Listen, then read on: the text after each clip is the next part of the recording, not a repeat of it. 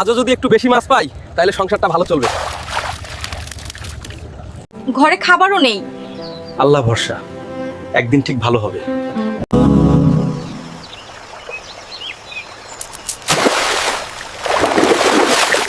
এটা কি?